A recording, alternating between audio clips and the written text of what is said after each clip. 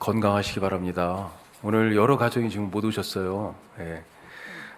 건강 하나님께서 주셔서 이 더운 여름날 저녁에도 이제 막 점점 더워지죠. 주무시기에도 건강 유지하실 수 있길 바랍니다.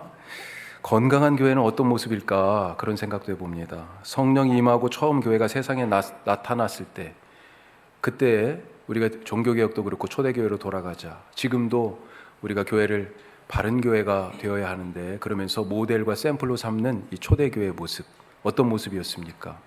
거기에서 우리 건강한 교회의 모습을 찾아볼 수 있는데, 그때 그 교회를 통하여 복음이 역동적으로 역사했습니다.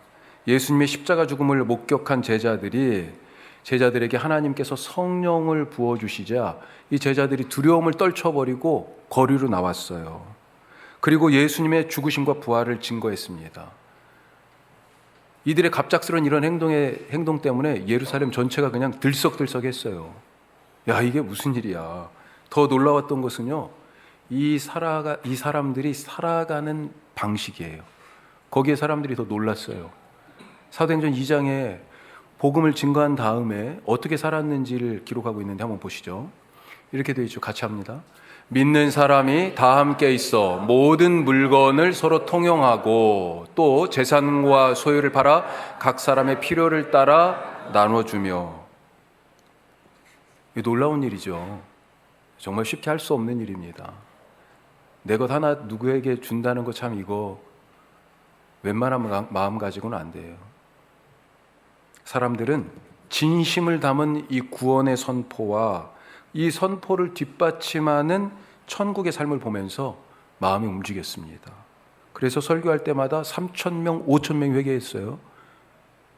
예루살렘이 그때 당시 몇 명이었겠어요? 지금도 여기 뭐 횡성 같은 경우는 지금 5만 명이 됩니까? 그렇게 사실 가서 한번 보세요. 상당히 큰 도시예요, 나름대로. 그런데도 불구하고 5만이 안 돼요. 더군다나 위아래로 빽빽하게 집을 이렇게 층층으로 쌓여 있는 아파트라는 우리는 양식의 집에서 지금 살고 있잖아요, 많이. 그러니 옛날처럼 이렇게 쭉 흩어져서 평지에서 단층으로 그렇게 살던 부분들하고 생각하면 예루살렘에 5만 명 있었다? 이거 엄청난 도시입니다. 그런데 설교할 때마다 3,000명, 5,000명이 회개했어요. 이렇게 작은 씨앗 같은 교회가 마치 작은 누룩이 떡반죽 전체를 부풀게 하는 것처럼 순식간에 도시 전체를 뒤바꿔 버렸습니다. 이렇게 교회는 맛이 나는 소금이 되고 빛이 나는 등불이었습니다. 그래서 예수님을 못 박았던 대제사장과 그를 중심으로 성전 권력을 꽉 손에 틀어쥐고 있던 이 지도자들이 이 제자들의 선포와 삶을 보고 사람들이 그렇게 예수님께 가는 것을 보면서 두려움을 가졌어요. 이 작은 교회를 두려워했어요. 자, 그런데 지금 이 땅의 교회들이 어떤 모습입니까? 심지 끝에 불꽃이 달랑달랑 붙어 있어가지고 한번 불면 그냥 금방 꺼질 것 같이 그렇게 위태위태한 모습 아닙니까? 때로는 맛을 잃어버린 소금 돌멩이처럼, 이게 우리가 생각하는 이런 소금 가루가 아닙니다. 소금 돌이에요. 그러니 이걸 가지고 다 짠맛 다 빠져나가고 나니까 뭐예요? 그냥 돌멩이죠 뭐. 그래서 밖에 버리워져서 사람들 발에 밟히고 발에 채이는 그런 맛을 잃은 소금 같은 모습이 요즘 우리의 모습은 혹시 아닌가? 복음이 교회 안에서만 맴돌고 성도들의 머릿속에서만 있어서 말로는 장황하고 교회 안에서는 떠들썩하지만 이걸 뭐라고 얘기해요? 방한퉁수 뭐 이렇게 얘기하죠. 집에서는 아주 그냥 별걸 다 하는데 바깥에 딱 나가면 아무것도 못해. 위축되고 두렵고 겁나고 어떻게 쳐다보고 어떻게 평가받을까 봐 걱정돼서. 교회 밖으로는, 교회 안에서는 그렇게 다 좋고 그냥 뭐라도 다 할 것 같은데 교회 밖으로 나오면 아무런 힘을 쓰지 못하는 그런 무기력한 모습을 우리가 지금 갖고 있는 건 아닌가. 지금 한국 사회에서 누가 교회가 말하면 귀 기울여 듣습니까? 누가 목사라고 그러면 존경의 눈으로 바라봐요. 전에 우리 한국교회 1,000만 성도 이렇게 얘기했습니다. 1,200만까지도 얘기했어요. 그때는 5천만 인구가 그렇게까지 안 됐을 때예요. 그래서 한 4분의 1, 25%가 신앙인이다, 예수 믿는다, 이런 얘기도 했습니다. 그런데 지금 교회에 나오고 적을 두고 있고 신앙생활 하는 사람 몇 명이나 될까요? 800만? 800만 안 돼요. 안 돼요. 600만? 예전 1000만, 1200만에 비하면 지금 반토막이 났습니다. 왜 이렇게 된 거예요? 교회가 건강함을 잃었기 때문은 아닌가. 이런 점에서 오늘 건강한 교회가 어떤 모습인지, 나는 건강한지 우리가 그 중에 몇 가지만 잠깐 살펴보려고 합니다. 첫 번째로, 건강한 교회는 어때요? 같이 해요. 예수님의 십자가와 부활이 있습니다. 맞아요. 맞습니다. 교회를 우리가 예수님의 몸이라고 부르잖아요. 그러니까 교회는 예수님 빼면 아무것도 아닙니다. 예수님이 빠지는데 어떻게 교회가 될 수 있어요? 제자들이 무엇을 선포했어요? 예수님을 선포했습니다. 다른 건 말하지 않았어요. 사실 예수님은 뭘 선포했어요? 하나님 나라를 선포하셨어요. 하나님 나라를. 복음서 다 보면 주제가 하나님 나라입니다. 그런데 하나님 나라를 이 사람들이 지금 왜 예수님이 가져오셨는데 못 들어가요? 죄 때문에. 그래서 말씀하셨던 거고, 그 하나님 나라가 여기 왔다는 걸 보여주시기 위하여 기적도 보여주셨던 거고, 오병이어의 떡도 먹여주셨던 거고요. 이걸 보고요, 하나님 나라가 무엇인지 알라고 말씀으로 가르치시고 눈으로 몸으로 느끼게 보여주셨어요. 그리고 결국은요, 그 나라에 들어가도록, 죄가 없어야 들어가니까 회개하라고 선포하셨고, 그 나라에 들어가도록 우리가 죄인 되었을 때 예수님께서 우리 죄를 위하여서 먼저 죽으셨어요. 그렇게 천국을 여셨잖아요. 하나님 나라를. 자, 예수님은 하나님 나라를 선포하셨는데 그 제자들은요, 그 예수님을 선포하셨습니다. 왜 예수님을 선포했어요? 예수님 안에 나타난 하나님 나라를 보라는 거죠. 자, 예수님 안에 나타난 그 하나님의 사랑을 증거하고 제자들이 그 십자가의 죄사함과 용서를 선포하고, 그렇게 우리가 구원받았다라고 하는 것을 모두에게 알리고, 그래서 우리에게 죽음을 넘어선 생명이 있다라고 하는 것을 자기들의 삶에서 보여주고 증거했습니다. 이것을 한마디로 말하니까 제자들이요, 예수님의 바로 십자가와 부활, 이것을 교회라고 하는 이 공동체에 담고 있었다는 것입니다. 교회 안에 바로 예수님이 계셔야 되는 거예요. 예수님이 없으면 건강한 교회, 건강한 신자가 결코 아닙니다. 십자가와 부활이 없으면 껍데기만 교회죠. 무늬만 신자 아니겠습니까? 자, 그래서 우리가 우리 교회를 소개할 때 주보에도 보면 4가지가 나와 있죠. 뭐라고 되어 있습니까? 맨 처음에 원주와 함께하는 교회는 예수로 행복한 사람들이 함께하는 교회다. 이걸 맨 처음에 써놨어요. 예수님이 먼저예요. 예수님이 이 교회를 시작하셨다는 것입니다. 예수님이 없으면 우리는 교회가 아니에요. 사람들에 대하여서 아주 탁월한 통찰력을 보여주셔가지고 유튜브에서도 그렇고, 아마 혹시 강연을 한번 좀 들어보신 분, 만나신 분이 계실지 모르겠는데, 김창옥 교수님이라는 분 계십니다. 예전에 어느 목사님이 제게 얘기를 하셨는데, 아주 오래전에. 그런데 저는 그렇게 또 일부러 찾아듣고 그런 거 별로 안 좋아하거든요. 그래서 그랬는데 이렇게 보다 보니까 자꾸 그분이 떠요. 뭔가 이렇게 연결이 되나 봐요. 듣다 보니까 와, 정말 어떻게 보면 코미디언처럼 느껴지실 수도 있을 것 같아요. 그런데 그 이야기 하나하나가 사람에 대한 깊은 통찰을 담고 있어요. 이분이 신앙인이세요. 그래서 CBS의 기독교 방송에 새롭게 하소서에 나왔습니다. 우리가 알잖아요. 새롭게 하소서는 정말 신앙의 모범이 되는 그런 분들이 나오셔서 자기 삶 속에 임하신 은혜와 예수님 만난 이야기들을 간증으로 같이 풀어내는 그런 건데, 새롭게 하소서뿐만 아니라 어디에도 나왔냐면 라디오스타에 나왔어요. 김구라, 김국진이 하잖아요. 라디오스타. 웬만한 연예인들은 한 번쯤 나가고 싶어가지고 막 그런 프로지요. 이 라스에 나와가지고 이런저런 얘기를 하는데, 자기가 왜 강연을 하게 되었는지 그 얘기를 하더라고요. 원래는 이분이 이런 강연하는 분이 아니었고, 선생님이나 교수님들 스피치를, 이 톤을 어떻게 얘기하는지 이 스피치를 코칭해 주는 그런 일을 하셨다고 그래요. 그러다가 여기도 뭘 해달라고 뭐 이렇게 조금씩 들어오다 보니까 이제 강연을 조금씩 시작하시게 됐는데, 한 번은 새마을 운동 하시는 분들을 그분들 강연을 하게 됐다는 겁니다. 근데 그분들 앞에 가가지고 제가 김창옥입니다, 뭐 이런 식으로 얘기를 하려고 생각하다 보니까 이거 전혀 안 통할 것 같다는 거죠. 그래서 딱 생각난 게, 어렸을 때 엄마에게 보고 들었던 그 말투 그대로 한번 해봐야 되겠구나, 그런 생각이 들었다는 거예요. 이분 아버지가 인물이 엄청 좋으셨대요. 근데 어머니가 어렸을 때 이렇게 얘기하셨답니다. 창호가, 이제 이거 흉내를 못 내겠네. 창호가, 너 한번 살아봐. 부부라는 것이 얼굴을 먹고 사는 것이 아니오. 사람 안에는 사람이 있어야 돼. 너그 애비는 사람이 아니오. 그러더래요. 그러니까 부부로 평생을 같이 살아가면서 느꼈던 그런 여러 가지 부분들이 있잖아요. 그런 것들을 아주 그냥 엄마가 유머러스하게 사실은 풀어내신 거지. 맞아요. 사람 안에는 사람이 있어야 됩니다. 교회 안에는요, 예수님이 계셔야 되고요. 교회 안에 예수님의 복음이 있어야, 십자가와 부활이 있어야 교회 아니겠습니까? 제자들이 바로 그걸 알았어요. 그래서 우리 안에 있는, 자기들 안에 있는 성령님이 딱 임하시니까요, 다른 게 없어요. 뭘로 가득 채워졌어요? 바로 예수님으로 가득 채워졌고요.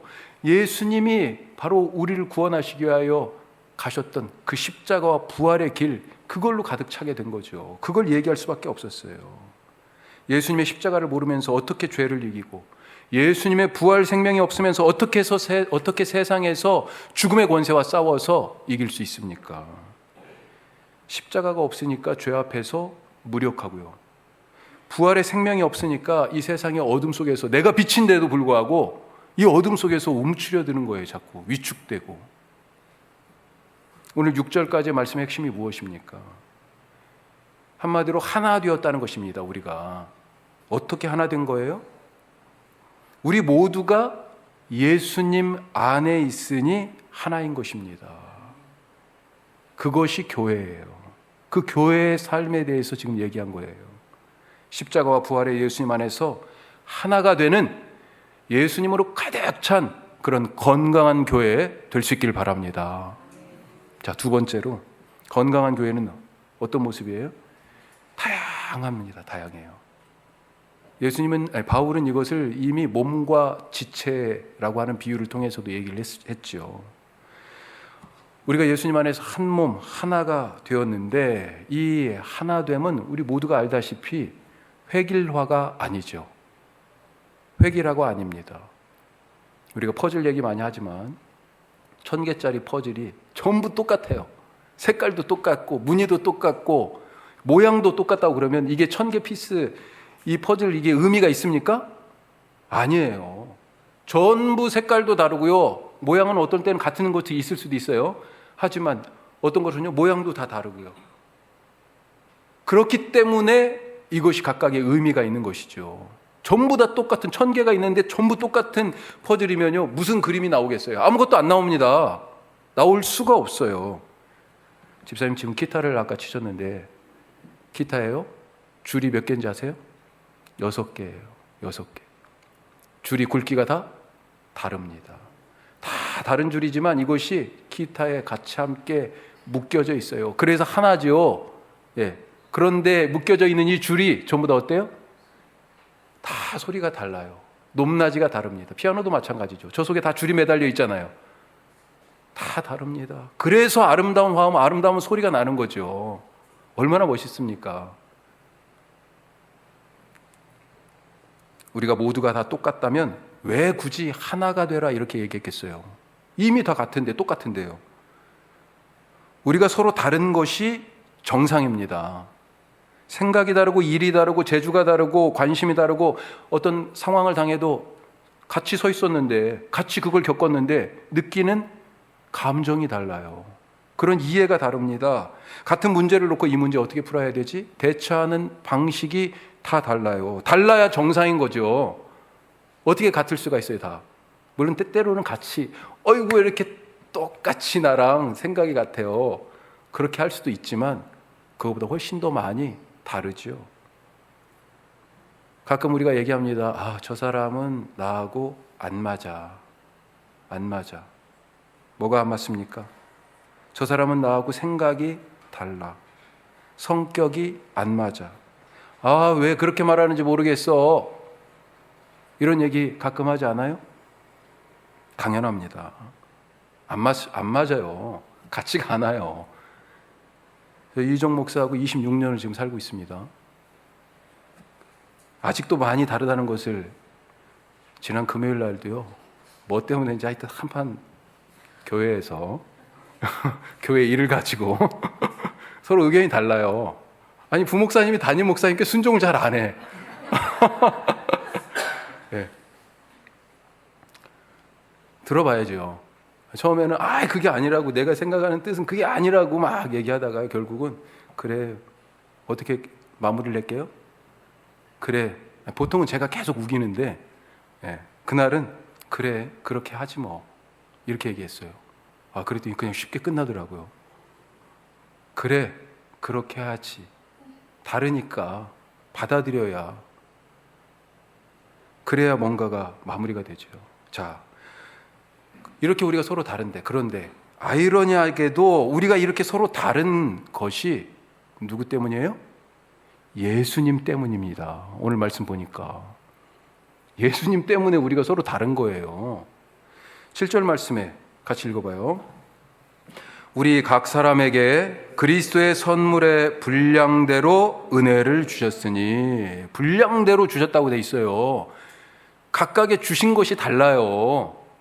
여기서는 양을 얘기했지만 모양도 달라요. 다 예수님이 우리에게 전부 다 다른 것을 나눠주셨습니다. 자, 8절에서 10절 이어진 말씀은 시편 68편을 인용한 건데, 예수님이 하늘로 올라가실 때 사로잡혔던 자들을 사로잡으시고 그들에게 선물을 주셨다, 그렇게 나와 있습니다.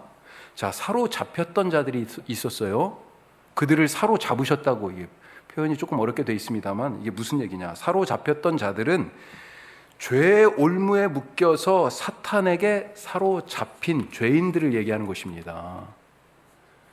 예수님께서 구원자로 그들을 위하여 이 땅에 오셔서 그 죄와 사탄에게 사로잡혀 있던 우리를 그 속에서 사로잡아 오신 거예요. 구원하신 거예요. 그리고 나서 이제 어떻게 하셨습니까? 십자가에서 그 죄의 권세를 깨트려 죽으시고 나서 부활하시고 승천하셨잖아요. 하늘로 다시 올라가셨잖아요. 그 얘기입니다. 이 내려왔다 올라왔다 하는 얘기가, 만왕의 왕으로 승천하신 예수님께서 하늘 보좌에 앉으셔서 우리를 다스리시는데, 이렇게 만왕의 왕으로 등극하시려고 승천하실 그때 구원하신 자들에게 선물을 나눠주셨다고 되어 있어요. 선물을.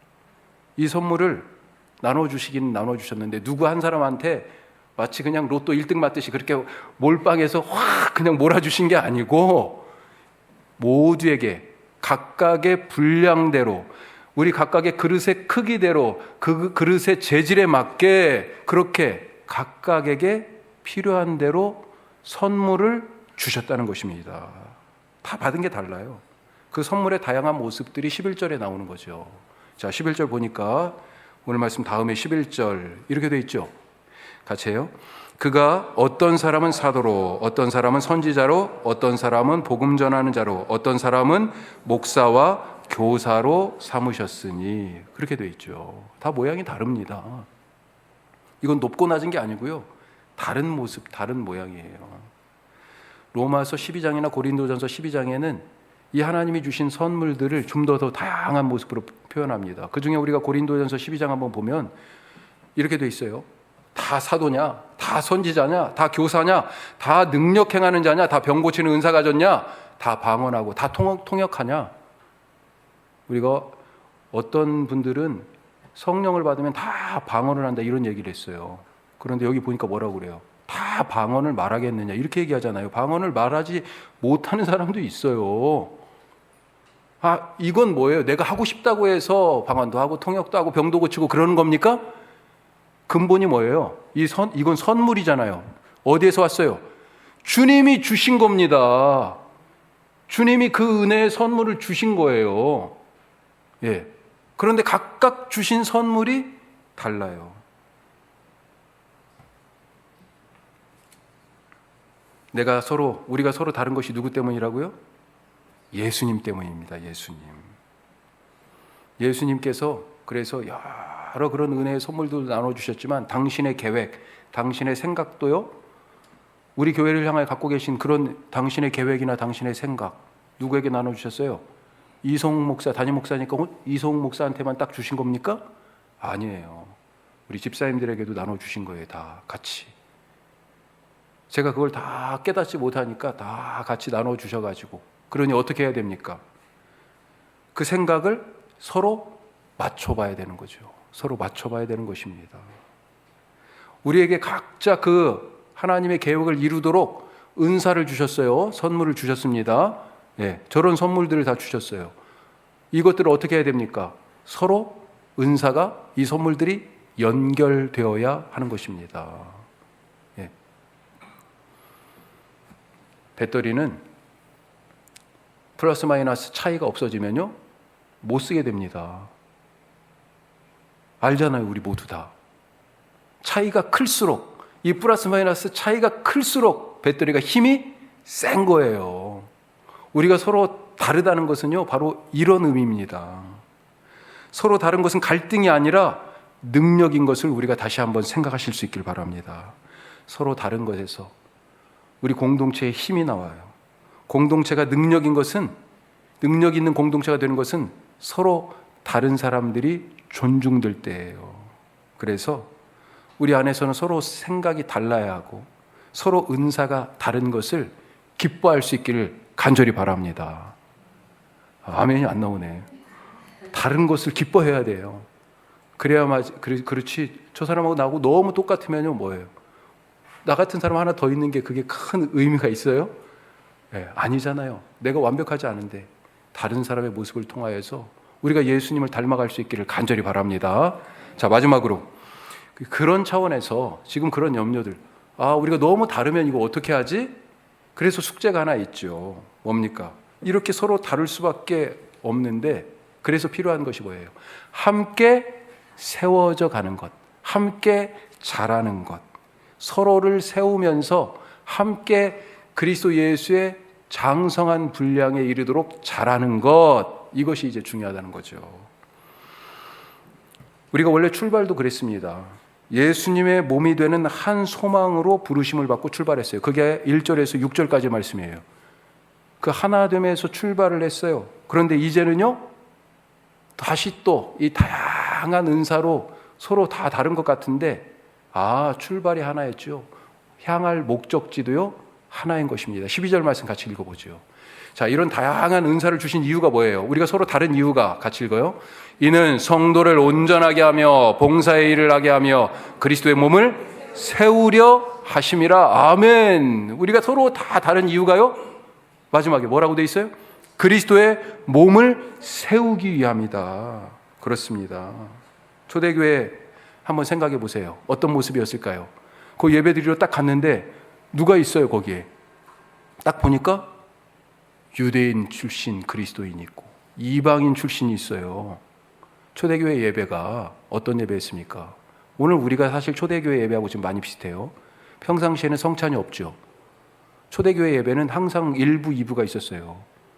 한편은 뭐예요? 말씀 예전이 있었어요. 그리고 또 한편은요, 식사 예전이 있었어요. 공동 식사. 예수님의 식사가 이런 의식이었습니까?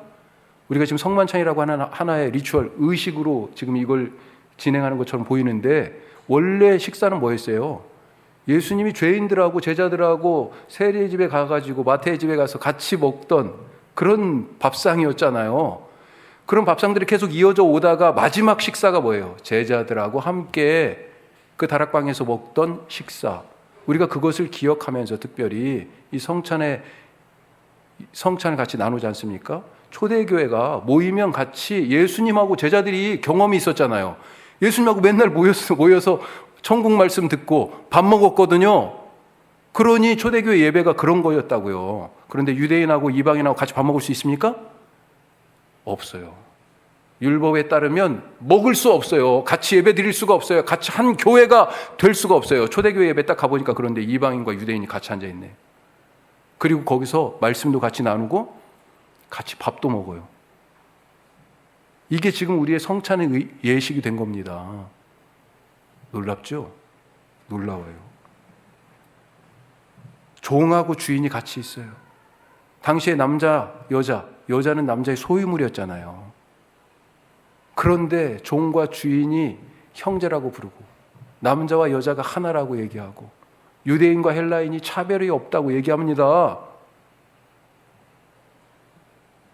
그렇게 될 수 있었던 이유가 뭐예요?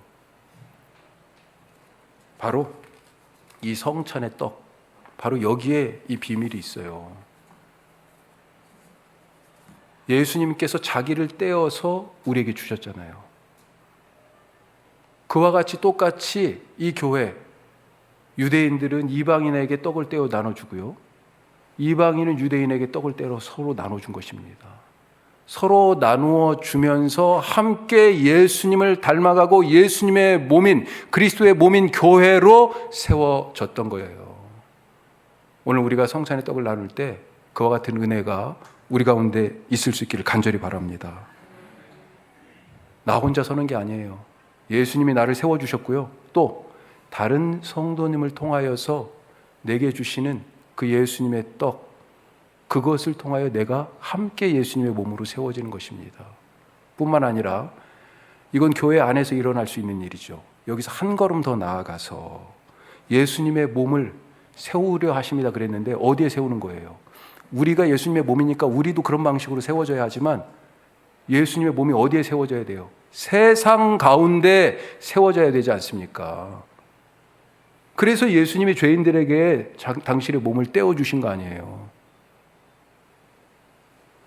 우리가 세상 사람들에게 우리 안에 계신 예수님을 떼어서 나눠줄 수 있는 그런 분들 되실 수 있길 바랍니다.